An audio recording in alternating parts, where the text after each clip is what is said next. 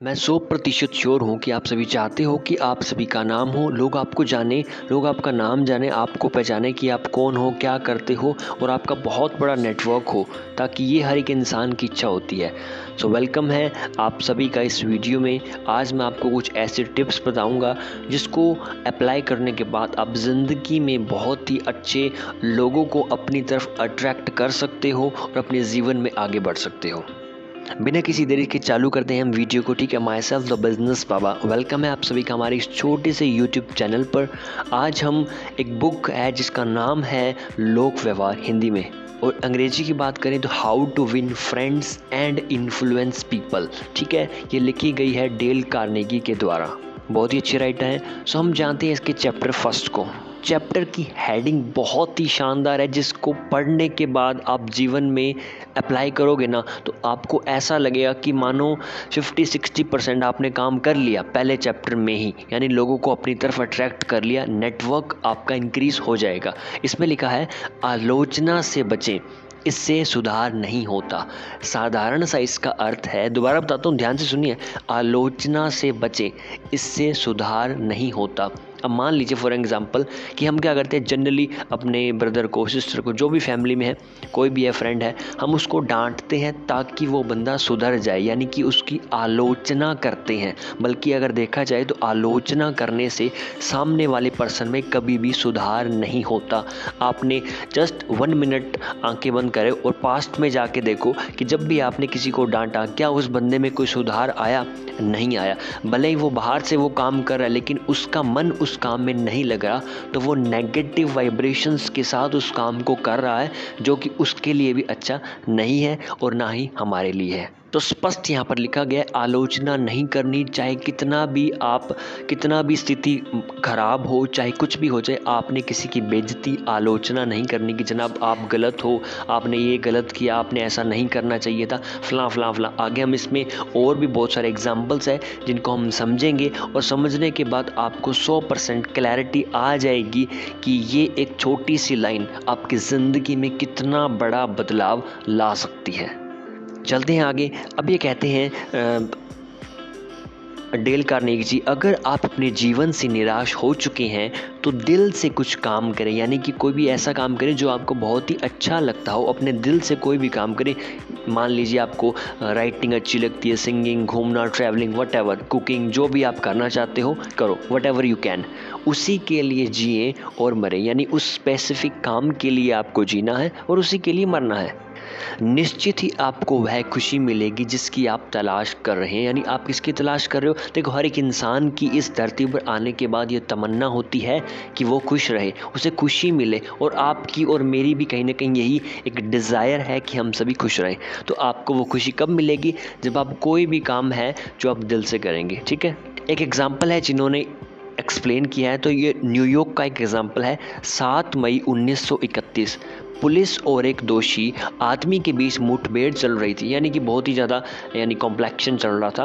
अंतिम चरण में पहुंची मुठभेड़ लोगों में बहुत रोमांच पैदा कर रही थी, यानी कि लोग उस चीज़ का आनंद ले रहे थे। जैसे हम जनरली कहाँ जाते हैं, थिएटर हॉल में जाते हैं या एंटरटेनमेंट देखते हैं, तो उसी प्रकार लोग उस लाइव इवेंट जो चल रहा था उसका रोमांच ले रहे थे। वेस्ट एवेन्यू में अपनी प्रेमिका के घर छिपे दुनाली बंदूक नाम से मशहूर दुर्दांत हत्यारे क्रोले को चारों ओर से घेर लिया गया था। यानी कि एक हत्यारा था जिसका नाम था क्रोले, और वो एक ऐसे नाम से मशहूर था जिसका नाम था दुनाली बंदूक, यानी उसको लोग दुनाली बंदूक नाम से जानते थे, उसको ये नाम से पुकारते थे। क्यों? क्योंकि उसके पास ऐसी बंदूक थी। तो इस प्रकार का कुछ रहा होगा। हत्यारे क्रोले ने ना तो सिगरेट पीता था और ना ही शराब। ऊपर की मंजिल पर छिपे क्रोले को 150 से अधिक पुलिसकर्मी धरती से लेकर छत तक घेरे हुए थे, यानी चारों तरफ पुलिस ही पुलिस थी।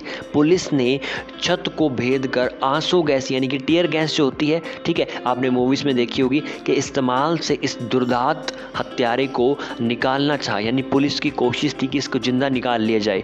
आसपास की कई इमारतों पर सशक्त पुलिस तैनात थी। कई घंटों तक न्यूयॉर्क के इस इलाके में मशीन गन जो होती है, जो लगातार फायरिंग करती है तथा गोलियों की बौछार होती रही।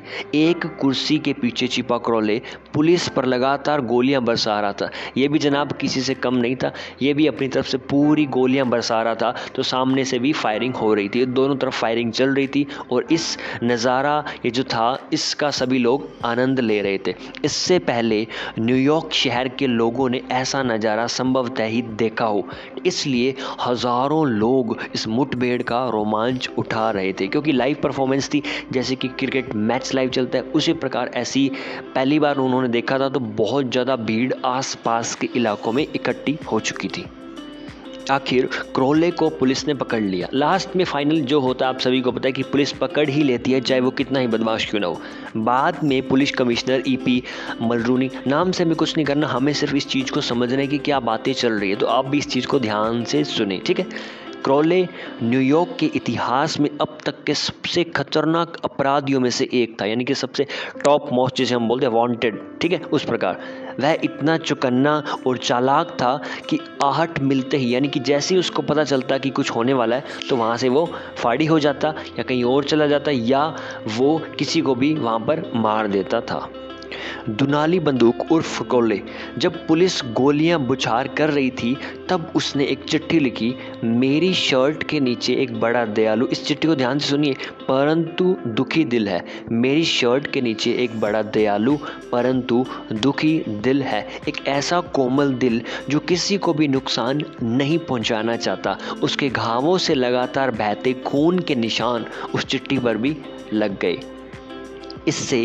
इसके कुछ समय पहले की बात है। क्रॉले लॉन्ग आइलैंड पर गांव की एक वीरान सड़क पर अपनी प्रेमिका के साथ मस्ती कर रहा था।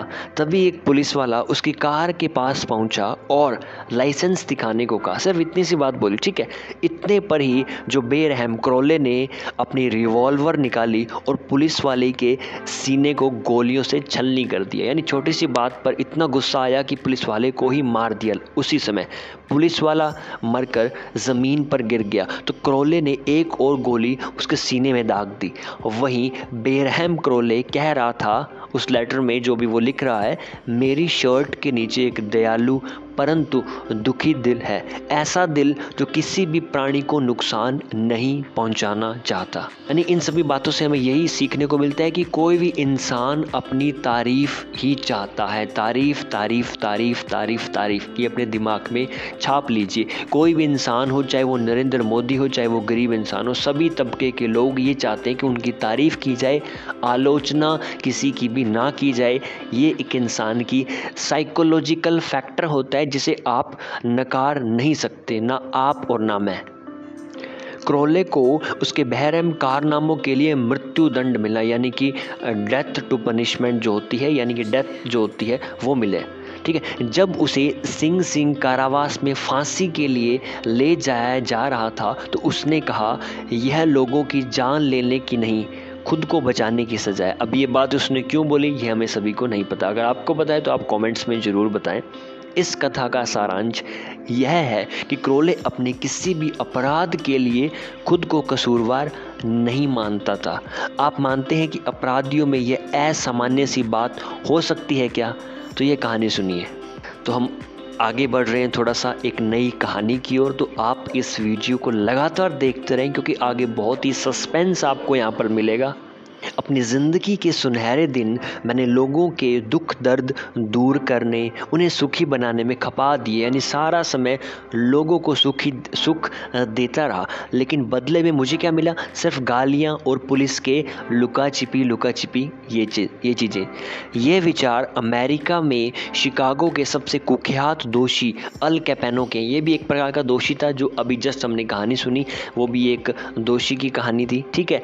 क्रॉले उसका नाम था। तो अब नेक्स्ट कहानी की ओर हम चल रहे हैं, तो आप ध्यान से सुनिएगा क्योंकि हमें यहाँ से कहानी से किसी भी चीज़ को आसानी से समझा जा सकता है। तो इस बुक में आपको कहानियों के थ्रू हर एक चीज़ को एक्सप्लेन किया जाएगा। कैपोन यानी उस बंदे का नाम, कैपोन भी अपने कुकर्मों के लिए खुद को कसूरवार नहीं मानता था, बल्कि वह खुद को बड़ा परोपकारी मानता था कि वो तो बहुत परोपकार इंसान है। उसका मानना था कि लोग उसे समझ नहीं सके। डच शुल्ट्ज भी खुद को एक बड़ा परोपकारी मानते थे। ये भी एक इंसान का नाम है जिसके बाद हम बात में करेंगे, जो न्यूयॉर्क का एक कुख्यात दुष्कर्मी था। यानी कि ये सभी जो लोग अभी जिनकी बातें हो रही है ये सभी दुष्कर्मी थे, यानी कि जिन्होंने कुछ ना कुछ आरोप किए थे, दोष किया था। ठीक है, एक अखबारी इंटरव्यू में उसने कहा था कि वह भलाई करता है और उसे अपने काम पर पूरा यकीन भी था। न्यूयॉर्क की कुख्यात जेल सिंग सिंग के वार्डन लुइस लॉस मेरे जानकार थे, यानी कि जो राइटर है वो कह रहे हैं कि मेरे जानकार थे। इस विषय पर ज़्यादा जानकारी के लिए मैंने उनसे संपर्क किया। ठीक है, उन्होंने बताया कि उनकी जेल के बहुत ही कम दोषी खुद को गलत समझते थे। यानी कि ज़्यादातर जो दोषी थे वो ये कहते थे कि हमने कोई दोष नहीं किया। एक्चुअली में ज़्यादातर अपने गलत कामों को कुतर्कों से सही ठहराने की कोशिश करते थे कि उन्होंने अपनी जान बचाने के लिए किसी पर गोलियां चलाई या फिर परोपकारी के लिए बैंक लूटा। इन्हीं कुतर्कों से हर दोषी आदमी खुद को सही सिद्ध करने की पूरी कोशिश करता है। यानी आपको भी अगर उस स्थान पर खड़ा कर दिया जाए या मेरे को, तो हम सभी यही चाहेंगे कि हम अपने आप को सही साबित करें, ना कि अपनी उस गलती को एक्सेप्ट करें, क्योंकि एक्सेप्टेंस की जो पावर है इस दुनिया में बहुत ही कम प्रतिशत लोगों में पाई जाती है, और एक्चुअली में वो पाई नहीं जाती, वो डेवलप करनी पड़ती है। और डेवलप करना एक एक्टिव प्रोसेस है जिसमें आपको बहुत सारी मेहनत करनी पड़ती है। और मैं ये बात जानता हूँ बिल्कुल दिल से कि इस दुनिया में बहुत ही कम ऐसे लोग हैं जो मेहनत करना चाहते हैं। ठीक है, तो अगर आप भी मेहनत करोगे तो आपके अंदर एक्सेप्टेंस पावर डेवलप होगी, जिससे आप ज़िंदगी में बहुत आगे की ओर जा सकते हो, ऊंचाइयों को छू सकते हो। अगर एल कैपेनो, क्रोले, डच शुल्ट्ज या फिर जेल में बंद ज़्यादातर दोषी खुद को कसूरवार नहीं मानते, तो फिर वे लोग खुद को क्या कहते हैं जिनसे हमारा दैनंदिन सामना होता है? अमेरिकी स्टोर्स की चेन के मालिक। अब एक नई स्टोरी की हम जनाब आगे बढ़ रहे हैं, तो आप इन स्टोरीज़ को कनेक्ट करते रहिएगा और इनसे जो लेसन सीखने को मिल रहा है वो भी सीखते रहिएगा। ठीक है, तो अमेरिकी स्टोर के एक चेन थी, यानी कि जो एक प्रकार की चेन होती है जिसके अंदर बहुत सारी, जैसे कि मैकडी की चेन है, एप्पल की चेन है, इस प्रकार। ठीक है, एक मार्केटिंग का तरीका होता है एक्चुअली में। चेन के मालिक खुद जॉन वानामेकर उनका नाम था, ने यह बात मानी कि किसी और को दोष देना निरी मूर्खता है। उन्होंने ये बात बोली, यानी इतना बड़ा इंसान ये बात बोल रहा है कि किसी सामने वाले को किसी और को दोष देना क्या है? मूर्खता है। यानी कि अगर आप किसी को दोष दे रहे हो कि आपने ये गलत किया, आपकी वजह से ऐसा हो गया, तो आप मूर्ख इंसान हो। वर्षों पहले ही मैंने यह समझ लिया था। मेरे पास सिर खपाने के लिए अपनी खुद की ढेरों मुसीबतें हैं, तो मैं फिर इस बात में वक्त क्यों बर्बाद करूं कि भगवान ने सबको सोचने की एक जैसी बुद्धि क्यों नहीं दी। मैंने 20 गलती की और 33 साल में जो सबक सीख पाया उसे वाना में करनी जल्दी ही सीख लिया था। बाद में मैं समझा कि 100 में से 99 लोग जो त्रुटि करते हैं, यानी कि जो गलतियां करते हैं, उसके लिए अपने आप को कभी कसूरवार नहीं मानते। जैसे मान लीजिए कि मैंने या आपने कोई गलती की, तो हम सभी की पहली प्रायोरिटी यही होती है कि हम उस गलती को एक्सेप्ट ही नहीं करेंगे, हम उसको मानेंगे नहीं कि यार ये मैंने किया है। ठीक है, क्योंकि हमारे अंदर एक्सेप्टेंस पावर बहुत ही कम है। कभी भी उन्हें अपनी त्रुटि दिखाई नहीं देती, वे कभी भी अपने अंदर नहीं झांकते, क्योंकि अगर आप और मैं अंदर झांक लेंगे तो इस ज़िंदगी में, इस लाइफ में हम बहुत कुछ सही कर सकते हैं। फिर ये कहते हैं किसी की आलोचना करना बेकार है। दोबारा सुनिए, किसी की आलोचना करना बेकार है, क्योंकि इससे उसमें कोई सुधार नहीं होता, बल्कि आलोचना का मारा आदमी अपने बचाव में क्या कहेगा, या तो बहाने बनाएगा या फिर कुतर्क यानी कि ऐसे फैक्ट्स आपके सामने रखेगा जो आपको इलॉजिकल लगेंगे। फिर आलोचना से सामने वाले का जो आत्मसम्मान होता है भी आहत होता है, यानी आपने उस पर अटैक किया, आत्मसम्मान पर और वह आपसे नफरत करने लगता है। नहीं, साधारण सी बात है कि आपने किसी भी इंसान की इस आज के बाद आलोचना नहीं करनी, चाहे वो आपकी फैमिली में हो, फ्रेंड सर्किल में हो, कम्युनिटी में हो, पड़ोस में हो, कोई भी इंसान हो, चाहे आपकी फैमिली कोई भी इंसान हो, उसकी आलोचना नहीं करनी। चाहे वो आलोचना कह रहा है कि मेरी आलोचना करो, फिर भी उसकी आलोचना नहीं करनी, क्योंकि उससे सामने वाले में आपके प्रति जेलसी पैदा होती है और जब तक वो इंसान नहीं मरता ना, तब तक वो आपकी उस एक छोटी सी नेगेटिव बात को अपने मन में संजो कर रखता है। ठीक है, तो ये काम आपने कभी नहीं करना। अब आगे चलते हैं। प्रख्यात मनोवैज्ञानिक, यानी ऐसा वैज्ञानिक जो मन के ऊपर रिसर्च कर रहा हो, तो उसे बोलते हैं मनोवैज्ञानिक, यानी मन का वैज्ञानिक। B.F. सिंकर ने अद्भुत प्रयोगों द्वारा यानी एक्सपेरिमेंट्स किए यह साबित किया है कि आलोचना से किसी भी आदमी में सुधार के बजाय आपके उससे संबंध जरूर बिगड़ जाते हैं। और ये आप सभी ने कहीं ना कहीं अपनी लाइफ में एक्सपीरियंस भी किया होगा, मैं जानता हूँ। ठीक है, आपके जब भी आप किसी की तारीफ नहीं करते, उसकी आलोचना करते हो कि यार आपने ये काम गलत किया है, आपको ऐसा नहीं करना चाहिए था, आपने ये बिल्कुल गलत कहा है, ऐसा नहीं होता, ये गलत है, मैं सही हूँ, आप गलत हो, तो उस समय क्या होता है कि सामने वाला के आत्मसम्मान पर चोट आती है और वो आपसे नफरत करने लगता है। ठीक है, इंसानों की तरह जानवर भी दुर्व्यवहार से बिदकते हैं। जिस जानवर से अच्छा बर्ताव किया जाता है, अच्छे काम के लिए जिसे सराहा जाता है, वह तेजी से अच्छा काम करता है और सीखता है।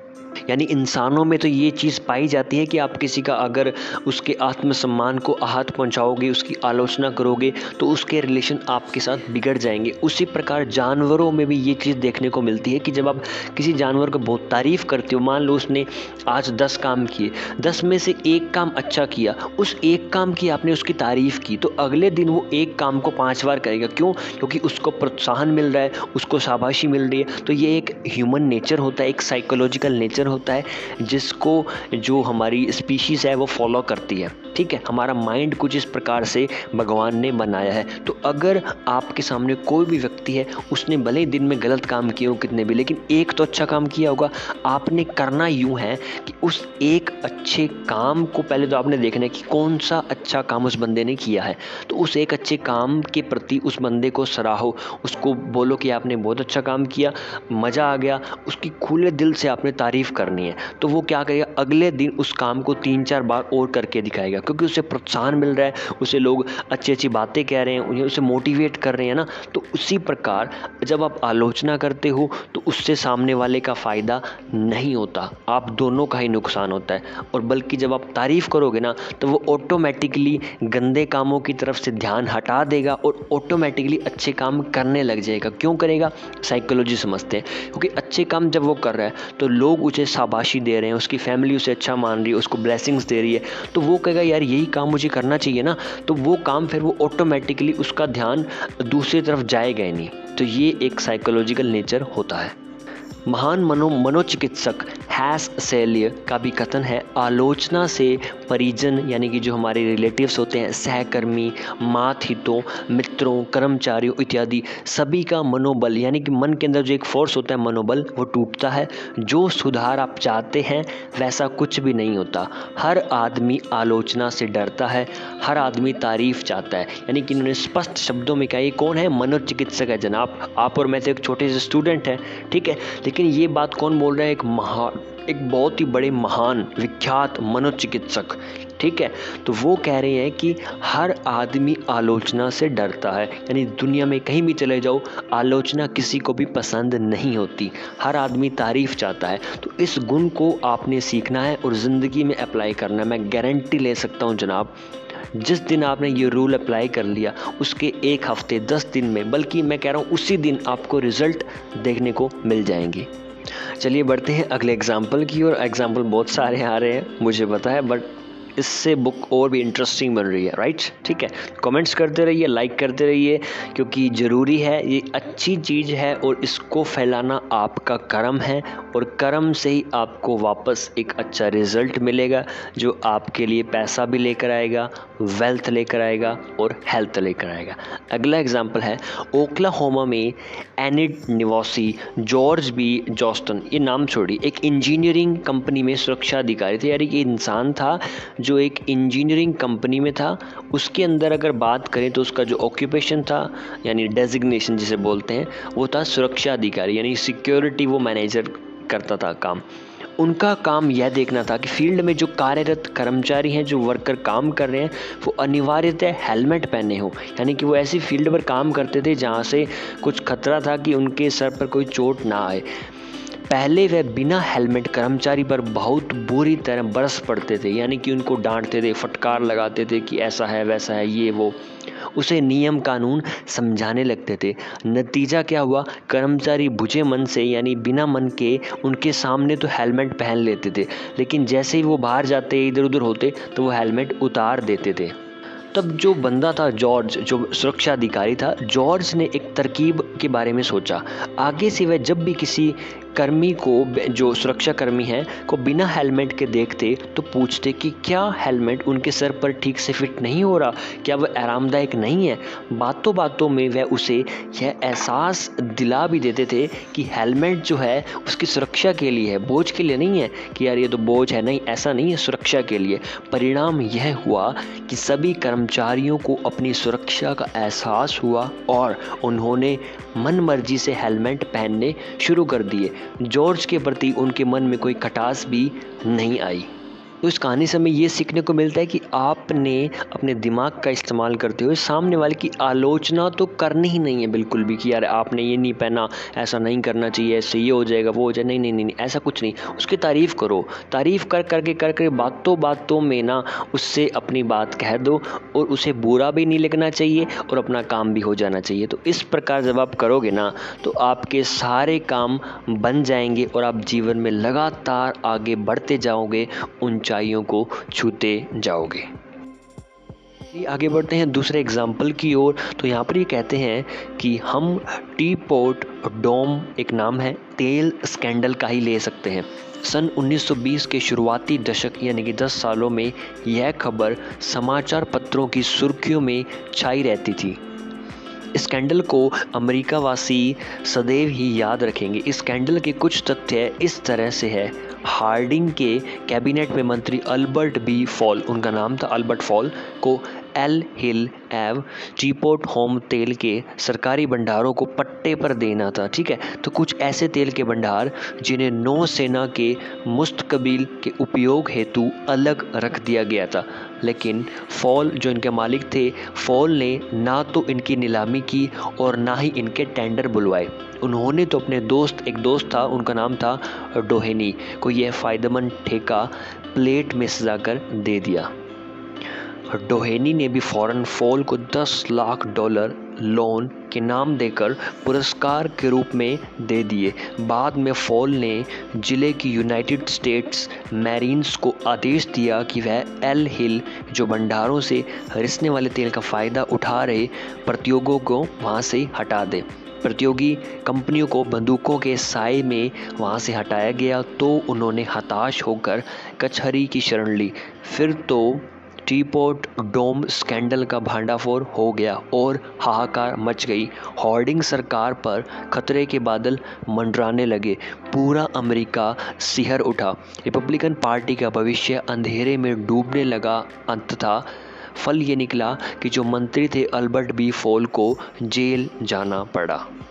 मंत्री फॉल पर तो जैसे आलोचनाओं का पहाड़ टूट पड़ा। इतनी सार्वजनिक निंदा, यानी कि सभी लोगों के सामने इतना ज़्यादा उन्हें ह्यूमिलिएट किया गया, किसी किसी को ही सहनी पड़ती है। परंतु क्या कभी भी उन्हें कोई पश्चाताप हुआ? क्या कभी उन्होंने अपनी गलती मानी? कभी नहीं, यानी उन्होंने कभी भी अपनी गलती को स्वीकार नहीं किया। अब आगे चलते हैं। हर्बर्ट हूवर ने एक सामाजिक भाषण में वर्षों बाद बताया कि राष्ट्रपति हॉर्डिंग की जान किसी मानसिक आघात के कारण हो गई क्योंकि उनके एक साथी ने उनके साथ धोखा किया था। श्रीमती फॉल तो यह सुनकर धक्क रह गई और रोते हुए वह चीखी, क्या हॉर्डिंग के साथ फॉल धोखा करेंगे? असंभव। मेरे पति तो किसी को धोखा देने के बारे में सोच भी नहीं सकते। सोने चांदी के भंडार भी मेरे पति का ईमान डावाडोल नहीं कर सकते। वे कभी कोई गलत काम नहीं कर सकते। उल्टा उन्हीं को धोखा दिया गया और बलि का बकरा बना दिया गया। यही तो मानव स्वभाव है, यानी मानव का स्वयं का भाव है। ठीक है, हर कोई यही तो करता है। हर एक दोषी अपना कसूर दूसरे के सर पर डाल देता है, यानी कि जो भी बंदा कसूर करता है, जिसने गलती की है, वो क्या करेगा, सामने वाले पर आरोप लगा देगा कि आपकी वजह से ऐसा हुआ। वह विपरीत हालातों को कसूरवार ठहराता है, यानी कि जो सिचुएशंस होती है उनको वो बुरा मानता है, परंतु अपने ऊपर कभी भी कोई कलंक नहीं लगने देता, बल्कि हमें ऐसा नहीं करना चाहिए। इसीलिए अगली बार किसी की भी आलोचना करने से पहले अल कैपेनो, दुनाली बंदूक, क्रोले और अल्बर्ट हॉल को ज़रूर याद कर लें। यानी कि आपने जब भी, अगर आपके मन में ऐसा लगे कि मैं अब इसकी तारीफ़ नहीं कर सकता इस बंदे की, अब मैं इसकी आलोचना करना चाहता हूँ, तो उसी समय आपने क्या करना है, इन एग्ज़ाम्पल्स को याद कर लें जो मैंने अभी आपको बताए हैं, क्योंकि आलोचना करने से नुकसान ही होता है, फ़ायदा 1% भी नहीं होगा। यानी कि आलोचना तो बूमरैंग, आप सभी इंस्टाग्राम चलाते होगे तो इंस्टाग्राम में एक ऑप्शन आता है बूमरैंग, यानी कि जो भी आप करोगे वो वापस आपकी तरफ आएगा। तो आलोचना तो बूमरैंग की भांति लौटकर हमारे पास ही आती है, अर्थात आलोचना करने वाले को खुद अपनी ही आलोचना का सामना करना पड़ता है। हमें यह बात भी अपने दिमाग में रखनी चाहिए कि जिस आदमी की हम आलोचना कर रहे हैं या फिर जिससे सुधारने की हम कोशिश कर रहे हैं, वह उसके अंतर में या तो अपने पक्ष में कोई तर्क पेश करेगा, कोई फैक्ट्स आपके सामने रखेगा, या फिर वो क्या करेगा, शिष्ट व विनम्र टैफ की भांति वह कह देगा जो कुछ भी मैंने किया उसके अलावा मेरे पास कोई और उपाय भी तो नहीं था। तो यहाँ से हमें यही सीखने को मिलता है, आलोचना नहीं करनी, क्योंकि आलोचना बूमरैंग की तरह वापस लौटकर आपकी तरफ आ जाएगी। अगला एग्जाम्पल ये कहते हैं कि 15 अप्रैल सन 1865 की सुबह अब्राहम लिंकन का पार्थिव शरीर एक सस्ते लॉजिंग हाउस के एक बड़े से कक्ष में रखा हुआ था। यह कमरा फोर्ड थिएटर के ठीक सामने था और यहीं पर जॉन विल्किस बूथ ने लिंकन को गोलियों से छलनी कर दिया था। लिंकन का वह बिस्तर उनके हिसाब से काफ़ी छोटा था। रोज़ा बोनहर की विख्यात पेंटिंग द हॉर्स फेयर की सस्ती नकल उनके बिस्तर के ऊपर टंगी हुई थी और एक गैस लाइट पीली रोशनी फेंक रही थी। रक्षा मंत्री स्टैन ने लिंकन के पार्थिव शरीर के समक्ष खड़े होकर लोगों से कहा, लोगों के हृदय पर राज करने वाला संसार का सर्वश्रेष्ठ शासक अब हमें छोड़कर चला गया है। इस लाइन को दोबारा सुनिए, लोगों के हृदय पर राज करने वाला संसार का सर्वश्रेष्ठ शासक अब हमें छोड़कर चला गया है। लिंकन में लोगों का दिल जीतने की ऐसी कौन सी कला थी, क्या रहस्य था उनकी कामयाबी का। पूरे 10 वर्षों तक मैंने लिंकन की अनेक जीवनियाँ पढ़ी, मैंने नहीं, जो राइटर ये बात बोल रहे हैं, तथा एक पुस्तक लिंकन द अननोन लिखने में तो मुझे पूरे 3 साल लग गए थे। मेरा यह विश्वास है कि लिंकन के घरेलू और सामाजिक जीवन तथा उनके पूरे व्यक्तित्व का जितना अध्ययन मैंने किया है, संभवतः ही किसी अन्य ने किया हो। मैंने यह भी अध्ययन किया है कि लिंकन लोगों के साथ कैसे बर्ताव करते थे। क्या वह दूसरों की निंदा करते थे? हाँ, बिल्कुल। अपनी जवानी में इंडियाना की पीजिंग क्रीक वैली में ना सिर्फ लोगों की आलोचनाएं करते थे, उसके अलावा पत्रों तथा कविताओं के माध्यम से लोगों का उपहास करते हुए उन्हें प्रकाशित भी करवाते थे। एक ऐसे ही पत्र से एक बार नफ़रत की आग ऐसी भड़की कि वह जीवन भर जलती रही। यानी कि शुरू में अब्राहम लिंकन के अंदर भी ये गुण था जो सामान्यतः हर इंसान में होता है, दूसरों की आलोचना करने का। बाद में समय अनुसार अपने एक्सपीरियंस के दौरान उन्हें पता चला, इलिनॉय में वकील के तौर पर प्रैक्टिस करते समय भी लिंकन खुलकर अपने विरोधियों पर आक्रमण करते हुए पत्र लिखते थे तथा उन्हें समाचार पत्रों में प्रकाशित करवाते थे, लेकिन एक बार तो बात कुछ ज़्यादा ही बिगड़ गई थी। सन 1842 में लिंकन ने जेम्स शील्ड्स नाम का एक अहंकारी तथा चिड़चिड़े राजनेता पर एक व्यंग्य भेजा, यानी कि आलोचना की एक प्रकार से, जो स्प्रिंगफील्ड के समाचार पत्र स्प्रिंगफील्ड जर्नल में छप गया। सारा शहर शील्ड्स का मजाक उड़ा रहा था। ऐसे में शील्ड्स तो क्रोध के मारे आग बबूला हो गया। फिर उसने पता लगा ही लिया कि यह पत्र लिंकन ने लिखा था। शील्ड्स घोड़े पर सवार होकर लिंकन के सामने गया तथा उसके सामने द्वंद्व युद्ध का प्रस्ताव रख दिया।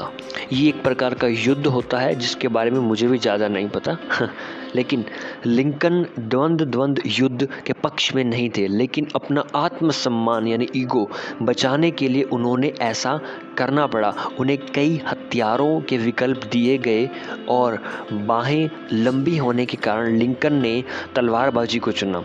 इसके लिए वेस्ट पॉइंट ग्रेजुएट के तलवारबाजी का प्रशिक्षण भी लिया।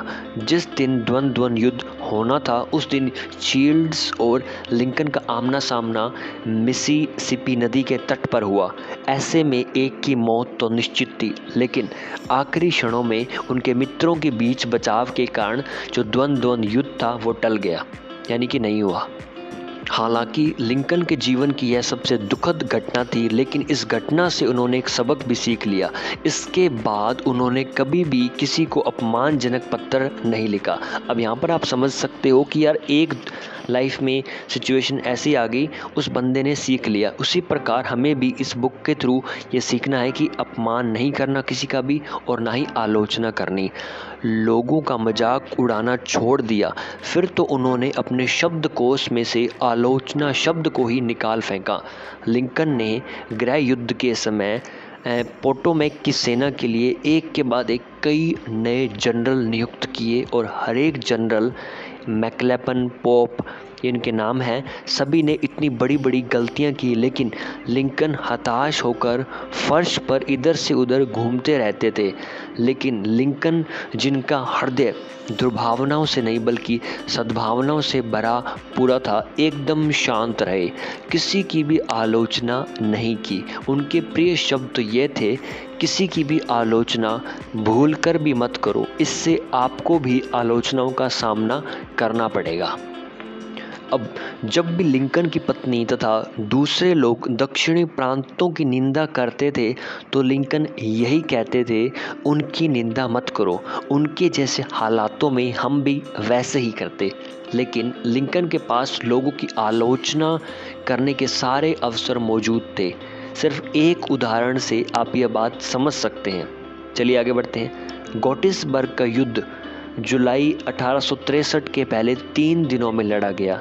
4 जुलाई की रात में ही जनरल ली दक्षिणी दिशा में पीछे हटने लगा था।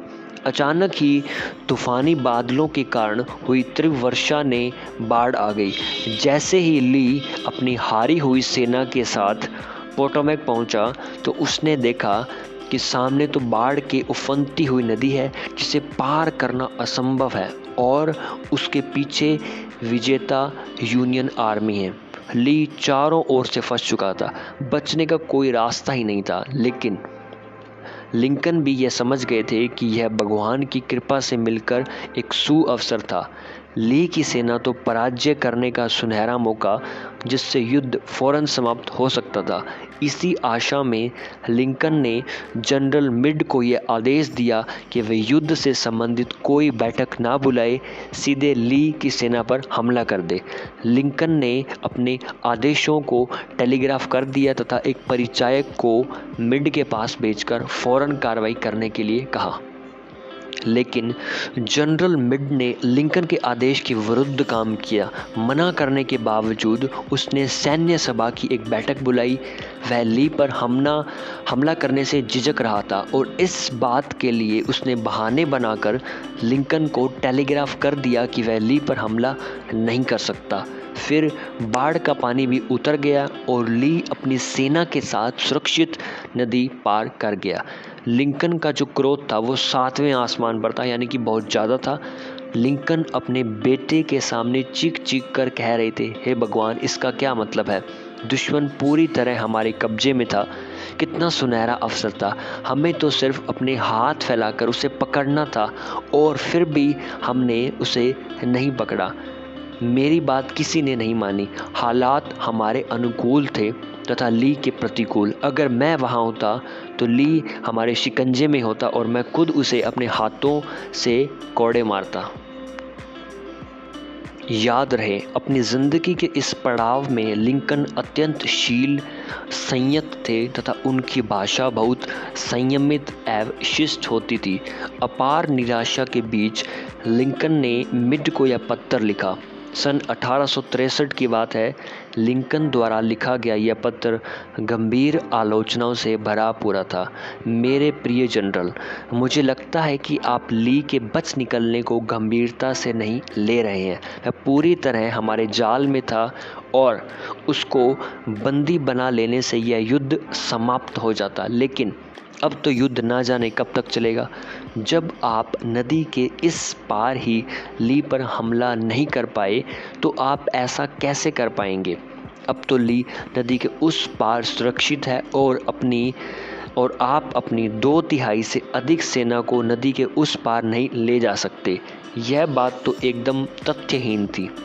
मुझे नहीं लगता कि अब आप ज़्यादा कुछ कर सकेंगे। मुझे इस बात का बहुत दुख है कि हम सुनहरा अवसर गंवा चुके हैं और अब हम सिर्फ हाथ ही मल सकते हैं। सोचिए, जनरल मिड को यह पत्र पढ़कर कैसा लगा होगा। आश्चर्य की बात है, मिड को यह पत्र कभी मिला ही नहीं। कारण क्या था? लिंकन ने कभी इसे भेजा ही नहीं। यह पत्र तो लिंकन की मृत्यु के पश्चात उनकी फाइलों के बीच पड़ा था। इसमें बहुत सारी आलोचनाएं थी और उसे लिंकन को उस समय पता था कि आलोचना करना से कुछ नहीं होता। तो उन्होंने अपनी फीलिंग्स को एक लेटर में लिखा और इस लेटर को कभी भी पोस्ट नहीं किया। मुझे तो ऐसा लगता है कि लिंकन ने यह पत्र लिखने के बाद अपने कक्ष की खिड़की के बाहर झांक कर देखा होगा, फिर खुद से कहा होगा, लिंकन 1 मिनट रुको, संभवतः मैं कुछ अधिक ही उतावला हो रहा हूँ, है ना। मैं मिड को ली पर आक्रमण करने की मंत्रणा इसलिए दे रहा हूँ क्योंकि मैं व्हाइट हाउस के शांत वातावरण में जी रहा हूँ। मेरे लिए ऐसी मंत्रणा देना एकदम सरल है। लेकिन अगर मैंने भी गेटिसबर्ग में रहकर पिछले दिनों के दौरान हुए खून खराबे को देखा होता जैसा कि मिड ने देखा है, अगर मेरे कानों में भी मरने वालों और घायलों की चीख पुकारें गूंज रही होती तो निश्चित रूप से मैं भी हमला करने के लिए इतना तत्पर कभी भी नहीं होता। यदि मेरी प्रवृत्ति भी मिड की तरह सुरक्षात्मक होती तो मैंने भी वही किया होता जैसा कि मिड ने किया था। यदि मैं इस पत्र को अब भेजता भी हूँ तो मेरे मन की भड़ास तो निकल जाएगी, पर मिड के दिल को बहुत चोट पहुँचेगी और उसने वैसा नहीं किया। अब्राहम लिंकन ने, वह भी मेरी निंदा करेगा, यानी कि आलोचना करेगा एक प्रकार से, और फिर खुद को सही साबित करने में अपना समय गंवाएगा, यानी कि वेस्ट करेगा। ये प्रोडक्टिव चीज़ नहीं होती। इससे हम दोनों के मन में एक दूसरे के प्रति दुर्भावना पैदा हो जाएगी, यानी कि जेलसी एक प्रकार की, और फिर सेनापति के रूप में मिड की छवि भी खराब हो जाएगी क्योंकि लोगों का जो ट्रस्ट था उस पर से टूट जाएगा क्योंकि सेनापति डिसीजन नहीं ले पा रहा। हो सकता है कि मिड अपने पद से त्याग पत्र ही दे दे। मैं आपको पहले ही बता चुका हूं कि लिंकन ने उस पत्र को उठाकर एक तरफ रख दिया था। लिंकन का कटु अनुभव इस बात का गवाह था कि तीखी आलोचना सदैव ही व्यर्थ होती है, यानी कि आप किसी की भी आलोचना कर रहे हो तो वो टोटली टाइम वेस्टिंग है। आप उससे आपका कोई भी फ़ायदा नहीं होने वाला और किसी को कोई भी फ़ायदा नहीं होता। महान लेखक मार्क ट्वेन कभी कभी तो क्रोध में आकर पागल से हो जाते थे, यानी यहाँ पर एक नया एग्जाम्पल हमारे सामने है, और फिर क्रोध से इतना विषैले पत्र लिखते थे कि पेपर तक हिल उठता था। बहुत अजीब बात है। उदाहरण के अगर हम लें, एक बार क्रोध में भरे मार्क ने एक आदमी को लिखा, मेरा मन चाहता है कि तुम्हें जीवित दफन कर दिया जाए। अगर तुम भी ऐसा ही चाहते हो तो मुझे बता दो, बाकी बंदोबस्त मैं खुद कर लूँगा। एक अन्य अवसर पर उन्होंने एक संपादक यानी कंपोज़र को एक पत्र लिखकर यह बताया कि उनका जो प्रूफ रीडर है मेरी स्पेलिंग तथा विराम चिन्हों को सुधारने की कोशिश करता है। ट्वेन ने फ़ौरन आदेश दिया, आप अगली बार मेरे लिखे अनुसार ही छापें और प्रूफ रीडर से कह दें कि वह अपने सुझावों को अपने घिसे पिटे सड़े हुए दिमाग में ही रहने दे। इसी तरह के विषैले पत्र लिखकर मार्क ट्वेन सुकून की सांस लेते थे। इससे उनके मन का सारा उफान जो था बाहर आ जाता था और किसी को कोई नुकसान भी नहीं होता था, क्योंकि उनकी पत्नी इतनी समझदार थी कि चुपके से उन पत्रों को फाड़कर कूड़ेदान में फेंक देती थी। तो हम सभी को भी यहाँ से एक बात सीखनी चाहिए कि अगर आपको बहुत गुस्सा आ रहा है, आप इमोशंस को कंट्रोल नहीं कर पा रहे हैं, तो सिंपल सा काम करिए। आपने यूँ करना है कि जो भी आप सोच रहे हैं, जो इमोशंस हैं, उसको एक पेपर पर लिख दीजिए, दैट्स इट। क्योंकि वो एनर्जी होती है, उस एनर्जी को बाहर आने के लिए रास्ता चाहिए होता है। जब आप लिख दोगे तो वो एनर्जी बाहर आ जाएगी और वो डिस्ट्रॉय हो जाएगी, यानी कि उसकी फॉर्म को कन्वर्ट कर दिया आपने, ठीक है। अब उस पत्थर को आग लगा दीजिए या फेंक दीजिए, डजंट मैटर। अब आप बिल्कुल शांत हो जाओगे। ये बहुत ही एक अच्छा तरीका है, इसको मैं भी इस्तेमाल करता हूँ, आप भी कर सकते हो। तो क्या आप किसी ऐसे आदमी को जानते हैं जिसे आप परिवर्तित करना या फिर सुधारना या फिर कुछ अच्छा बनाना चाहते हैं? हम सभी किसी न किसी को तो जानते होंगे ना, चाहे वो फैमिली में हो, फ्रेंड सर्कल में हो। बहुत से उत्कृष्ट विचार हैं, मैं भी इसका पक्षधर हूँ, ठीक है। यानी कि लेकिन क्यों ना इसका शुभारंभ खुद से ही कर लिया जाए। यदि स्वार्थहीन होकर सोचेंगे तो तुम सबसे पहले खुद को सुधारना चाहोगे। यह कोई खतरनाक खेल भी नहीं है।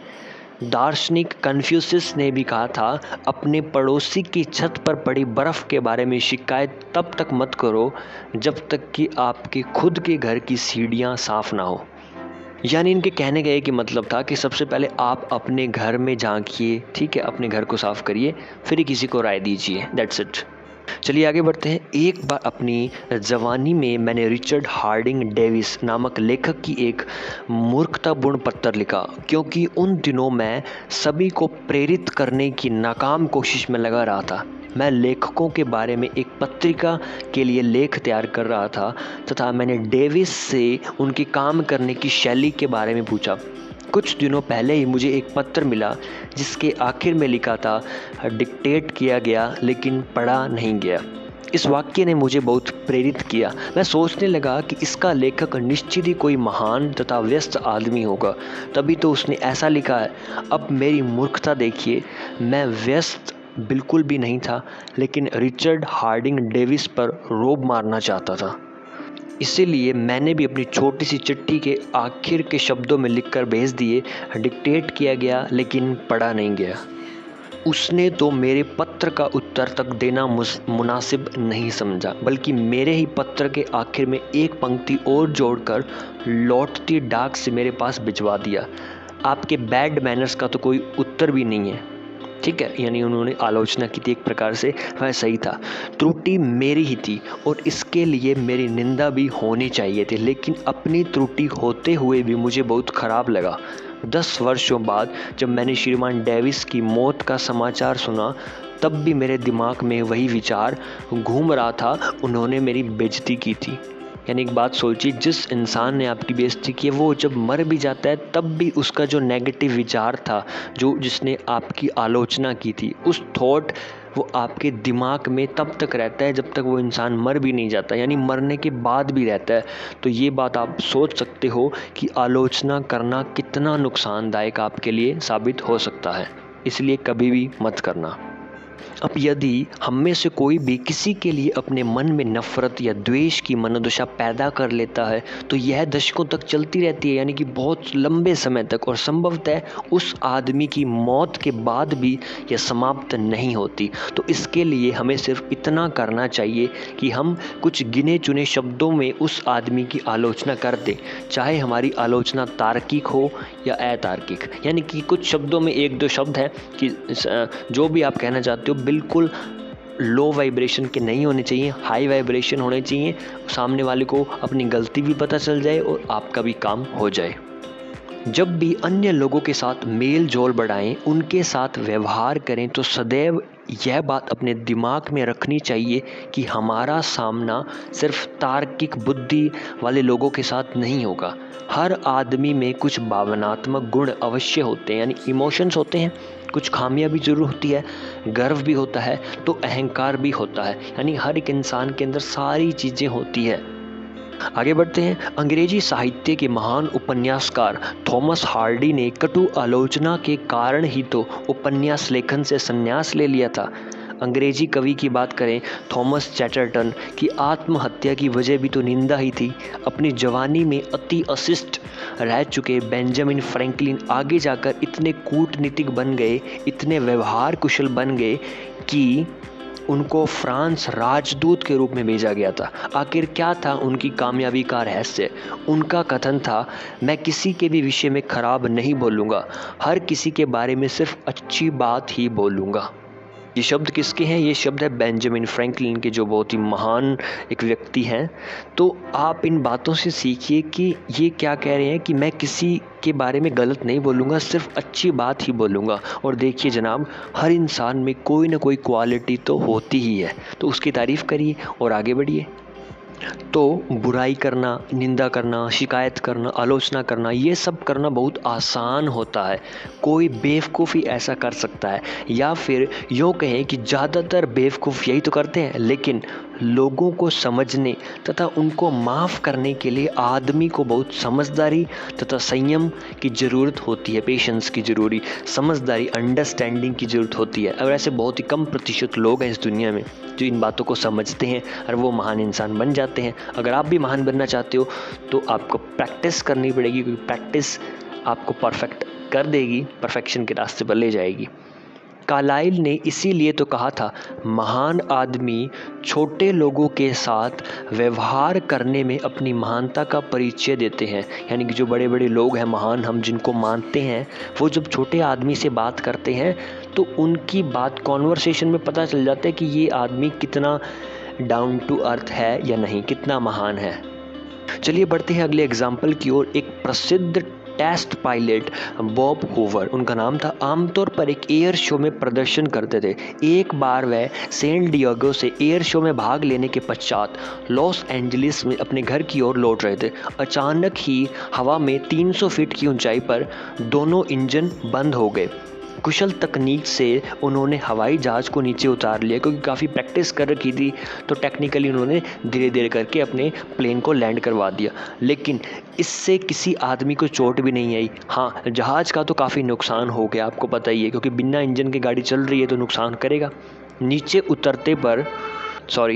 उतरने पर बॉब हूवर ने सबसे पहले हवाई जहाज़ के ईंधन की जांच पड़ताल की, तो वह देखकर चकित रह गए कि उनके जो दूसरे विश्व युद्ध वाले प्रोपेलर जो था, जो जहाज़ को चलाता है, उसमें गैसोलीन के स्थान पर जेट का ईंधन डाल दिया गया था। यानी कि गैसोलीन का इंजन था और उसके अंदर जेट का फ्यूल डाला था, जिसके कारण वो काफ़ी देर बाद, थोड़ी देर चलने के बाद रुक गया।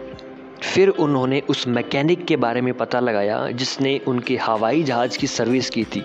वह एक युवा मैकेनिक था और खुद ही अपनी त्रुटि यानी कि गलती पर शर्म से पानी पानी हो रहा था। जैसे ही हूवर उसके समीप पहुँचे तो उसकी आंखों में आंसू बहने लगे। उनकी जरा सी बेपरवाही की वजह से 3 जिंदगियां भी जा सकती थी और हवाई जहाज़ का तो काफ़ी नुकसान हो ही चुका था। सोचिए उस समय उस मैकेनिक की शक्ल देखकर हूवर को कितना क्रोध आया होगा। उसे फटकार लगाने, यहाँ तक कि उसे मारने का भी मन किया होगा। लेकिन हूवर ने मैकेनिक को डांट लगाना तो दूर, उसकी आलोचना तक नहीं की, क्योंकि उसे पता था आलोचना करने से कोई फ़ायदा नहीं होता। इसके बजाय उन्होंने उससे कहा, तुम्हें यह बताने के लिए मैं तुम पर कितना भरोसा करता हूँ तथा तुम दोबारा कभी ऐसा नहीं करोगे, मेरी इच्छा है कि कल ही तुम मेरे F-51 जहाज़ की सर्विसिंग करो। तो यहाँ पर सोचने वाली बात है, इतनी बड़ी घटना हुई और उसके बाद भी जो हेलीकॉप्टर के जो मालिक थे, जहाज़ के जो मालिक थे बॉब हूवर, उन्होंने आलोचना नहीं की, उन्होंने उसकी तारीफ़ की कि आप ही मेरी जहाज़ की सर्विसिंग करोगे। तो यहाँ पर क्या दर्शाता है, ये एक महान इंसान है, क्योंकि इस बंदे को पता है कि आलोचना से फ़ायदा नहीं होता, नुकसान होगा। तो उसने तारीफ़ की और अपना काम भी करवा लिया और सामने वाले को बिल्कुल भी आलोचना का सामना नहीं करना पड़ा। और वो बंदा जो सर्विसमैन था, वो पूरी ज़िंदगी भर के लिए उसका दोस्त बनकर रहेगा। तो आप भी ऐसा अपनी ज़िंदगी में कर सकते हैं। अधिकतर माता पिता अपने बच्चों की आलोचनाएं करते नहीं थकते। क्या आप सोच रहे हैं कि मैं आपको ऐसा करने से रोक रहा हूँ? नहीं नहीं, मेरा ऐसा कोई इरादा नहीं है। मैं सिर्फ यह बताना चाहता हूँ कि आप उनकी आलोचना करने से पहले अमेरिकी पत्रकारिता में एक प्रसिद्ध लेख है फादर फॉरगेट्स को अवश्य पढ़ लें। पहली बार यह लेख पीपल होम जर्नल के एक संपादकीय के रूप में प्रकाशित हुआ था। रीडर्स डाइजेस्ट में इसका लघु रूपांतरण कुछ इस प्रकार प्रकाशित हुआ था। कुछ लेख गहन अनुभूति के किसी खास पल में लिखे जाते हैं और वह लेख पाठकों के दिल को छू जाते हैं। ऐसा ही एक लेख है फादर फॉरगेट्स भी है। जब यह लेख लगातार पुनः प्रकाशित हो रहा है, इसके लेखक डब्ल्यू लिविंगस्टोन लार्नेट का कहना है कि यह लेख हजारों अखबारों और पत्रिकाओं में प्रकाशित हो चुका है। कई विदेशी भाषाओं में भी यह लेख उतना ही सफल हुआ है। मैंने हजारों लोगों को यह अनुमति दी है कि वह इसका उपयोग गिरजाघर, विद्यालय या व्याख्यान मंच में कर सकें। यह अनेक बार असंख्य कार्यक्रमों में रेडियो पर प्रसारित हो चुका है। कॉलेज तथा उच्च विद्यालय की पत्रिकाओं में भी यह लेख छप चुका है। कई बार एक लघु लेख ही रहस्यमय कारणों से क्लिक हो जाता है। इस लेख के साथ भी कुछ ऐसा ही हुआ है। चलिए पढ़ते हैं। तो ये लेटर एक पिता के द्वारा अपने बेटे को लिखा जाता है। वो अपनी इमोशंस को एक पेज पर लिखते हैं एक पत्र में। जरा सुनो बेटे, मैं तुमसे कुछ बातें कहना चाहता हूँ। तुम तो गहरी नींद में सोए हुए हो। तुम्हारा प्यारा छोटा सा हाथ तुम्हारे कोमल गाल के नीचे दबा हुआ है। तुम्हारे पसीने में तर माथे पर घुंघरालू बाल बिखरे हुए हैं।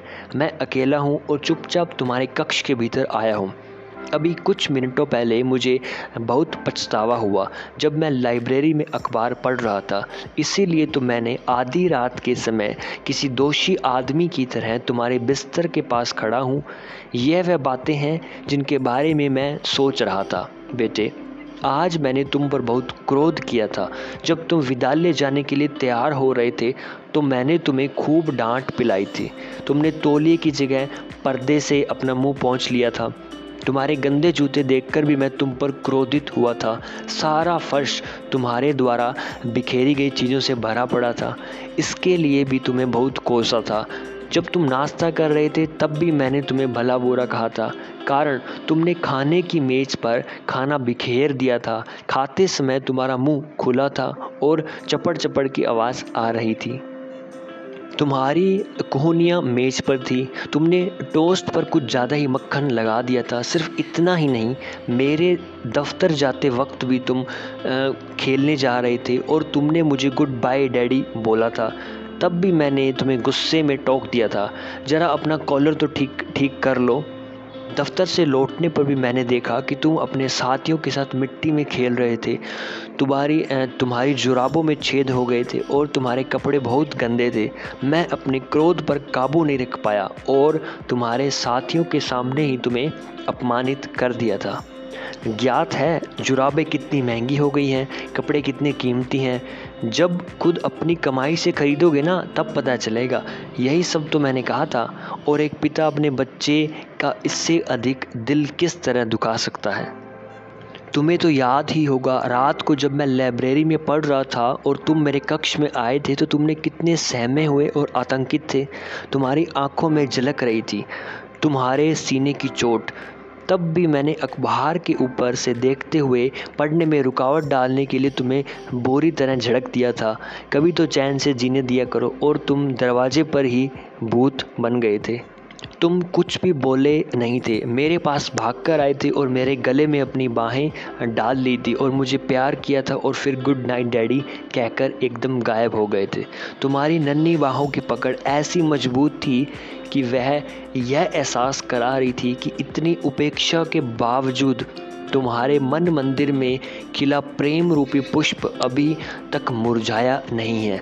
और फिर तुमने सीढ़ियों पर जोर जोर से खटखट करके चढ़ गए थे। हाँ बेटे, इस घटना के कुछ क्षणों बाद ही मेरे हाथों से अखबार छूट गया और मैं आत्मग्लानि में डूब गया, यानी गिल्ट में। हाँ बेटे, इस घटना के कुछ क्षणों बाद ही मेरे हाथों से अखबार छूट गया। आखिर मैं ऐसा क्यों होता जा रहा हूँ? मेरी आदत डांटने फटकारने की होती जा रही है। अपने बच्चों को मैं ये कैसा बचपन दे रहा हूँ? कहीं ऐसा तो नहीं मैंने तुम्हें प्यार करना ही छोड़ दिया है? लेकिन मुझे तुमसे कुछ अधिक ही आशाएं हैं और मैं तुम्हारे बचपन को अपनी आयु के तराजू पर तोलने लगा हूँ। तुम बहुत प्यारे, सच्चे और अच्छे हो। तुम्हारा नन्हा मासूम या हृदय तो चौड़ी पहाड़ियों के पीछे से उगता सूर्य की सुबह की भांति विशाल है। तुम्हारे अंदर तो बहुत बड़प्पन है। तभी तो इतनी डांट के बावजूद तुम मुझे गुड नाइट किस देने आए थे। तुमने कोई मैल नहीं है। यह रात बस इसीलिए इतनी खास है मेरे बेटे। मैं अंधेरे में तुम्हारे बिस्तर के सिरहाने घुटने के बल बैठा हूँ, लज्जित हूँ, अपमानित हूँ, तुमसे बहुत छोटा। यह तो सिर्फ एक दुर्बल है। मुझे ज्ञात है कि अगर मैं अभी तुम्हें जगाकर यह बताऊंगा तो तुम कुछ भी नहीं समझोगे, लेकिन मैंने सोच लिया है, कल से मैं तुम्हें प्यारा पापा बनकर दिखाऊंगा। मैं तुम्हारे सुख दुख सब बांटूंगा। अगली बार तुम्हें डांटने से पहले अपनी जीभ को अपने दांतों के नीचे दबा लूँगा। यह मंत्र सदैव रटता रहूँगा। मेरा बेटा अभी तो बालक है, छोटा है, प्यारा है, नन्हा सा है, मासूम है। अब मुझे अपनी इस सोच पर बहुत दुख होता है कि मैं तुम्हें बहुत बड़ा मानने लगा था, लेकिन आज जब मैंने देखा कि तुम कैसे थके थके मासूम से पलंग पर सो रहे हो एकदम निश्चिंतता के साथ, तो बेटे मुझे ये एहसास हो गया कि तुम अभी छोटे से बच्चे ही तो हो। कल तक तुम अपनी माँ की बाहों में झूलते थे, उसके कंधों पर सिर रखकर सो जाते थे। मैंने तुमसे कुछ ज़्यादा ही उम्मीद बांध ली थी, कुछ ज़्यादा ही। तो ये था हमारा एक छोटा सा पत्र जो एक डैडी ने अपने इमोशंस को इस लेटर में लिखा है। तो वो यही कहना चाहते हैं कि मुझे काफ़ी आत्मग्लानि हो रही है, मुझे गिल्ट हो रहा है। क्यों? क्योंकि मैंने तुमको डांटा, तुम्हें कुछ बहुत ही बड़ा समझ लिया है ना। बल्कि ऐसा नहीं था, वो एक छोटा सा बच्चा, प्यारा सा नन्हा सा, जिसका मन जो होता है वो कोमल एक कमल की तरह होता है, बिल्कुल प्यारा सा। तो डैडी यानी पिताजी को रियलाइज़ हो गया कि आलोचना करने से कोई फ़ायदा नहीं है। ठीक है, तो इसी ने अपने इमोशंस को लिख दिया है लेटर में, और ये भी कह रहे हैं कि आज के बाद मैं आपकी तारीफ़ करूँगा। तो इस लेख का भी यही सार निकला कि लोगों की आलोचना करने की बजाय हमें यह जानने समझने की कोशिश करनी चाहिए कि जो काम वे करते हैं उसके पीछे कारण क्या है। बहुत बड़ी लाइन इन्होंने यहाँ पर बोल दी कि हमें ये समझना चाहिए कि जो हमारे बंदा सामने बैठा है कि वो इस काम को क्यों कर रहा है, उसके पीछे क्या कारण है, उसे समझना चाहिए, उसको जानना चाहिए, तभी उसको जज करें। विदाउट नोइंग द फैक्ट्स उसे जज मत करें। ठीक है, हालातों पर ध्यान देना बहुत रोचक होता है और फ़ायदेमंद भी सिद्ध होता है। ठीक है, इससे माहौल जो है हल्का फुल्का बना रहेगा। सबको समझ लेने का मतलब है कि सबको माफ़ कर देना ही होता है नहीं। अगर आप किसी इंसान को समझ लेते हो तो इसका मतलब यह है कि आप उस इंसान को ईजिली क्या कर रहे हो, माफ़ भी कर रहे हो, क्योंकि आप अंडरस्टैंड कर गए तो इसलिए वो आपको भी समझ जाएगा। अगर आप जो कर रहे हो वह आपको पसंद नहीं है तो आपको कभी सफलता हासिल नहीं होगी। यानी कि जो काम आप करते हो, जैसे मैं भी आपको बुक सुना रहा हूँ तो मुझे अच्छा लगता है, मुझे काफ़ी प्रसन्नता मिलती है, तो इसमें मुझे सफलता ज़रूर मिलेगी। तो आप भी उसी काम को करें जिससे आपको सफलता मिले, और मेन इम्पोर्टेंट है कि वो काम आपको पसंद होना चाहिए। तो दोस्तों अंत में यही कहना चाहता हूँ कि ये था हमारा चैप्टर फर्स्ट, जिसके अंदर हमने क्या सीखा, सबसे important lesson of the life. मैंने भी जब पहली बार पढ़ा तो मुझे बहुत अच्छा लगा कि मैंने लाइफ में कुछ लर्निंग सीखी है। तो आपने भी सीखी होगी कि लाइफ में कभी भी किसी की आलोचना नहीं करनी चाहिए। कितनी भी बड़ी सिचुएशन आ जाए, कुछ भी हो जाए, आलोचना नहीं करनी। चाहे सामने वाला कह रहा है कि मेरी आलोचना करो, मुझे गालियाँ निकालो, फिर भी आपने कुछ नहीं करना, उसकी तारीफ़ ही करनी है। ठीक है, इस बात को अपने दिमाग में, अपने सॉफ्टवेयर में डाल लीजिए। आपकी लाइफ में बहुत ही ज़्यादा काम आएगा और आप एक बहुत ही शानदार पर्सनैलिटी के रूप में लोगों के सामने आओगे। यानी कि सिंपल शब्दों में कहूँ तो महानता की ओर चलने का एक ये पहला स्टेप है जो आप सभी को फॉलो करना चाहिए। तो आपने इस चैप्टर को पढ़ लिया, आपने फर्स्ट चैप्टर कंप्लीट कर लिया, बहुत बहुत बधाई हो आप सभी को। अब आपने एक छोटा सा कर्म यहाँ पर ये करना है कि इस वीडियो को मैक्सिमम लोगों में शेयर करें ताकि वो भी ये बात सीखें और भारत को हम दोबारा से विश्व गुरु बनाएं। ये मेरा संकल्प है और ये आपके बिना पूरा नहीं हो सकता, तो आप मेरी सहायता करें। धन्यवाद। जय हिंद, जय भारत। और अगर आप इस यूट्यूब चैनल पर नए हैं तो आपने क्या करना है कि इसको सब्सक्राइब कर लीजिए, क्योंकि ऐसी और भी वीडियोस आपके सामने मैं लेकर ज़रूर आऊँगा। अच्छी वीडियोस, कमेंट्स करें, लाइक भी करें, ताकि ये वीडियो मैक्सिमम लोगों तक पहुँचे। और जो मेरा संदेश है वो यही है कि आप सीखो, लर्न करो। सबसे पहले लर्निंग जब आप कर लोगे ना तो अर्निंग ऑटोमेटिक होने शुरू हो जाएगी। धन्यवाद।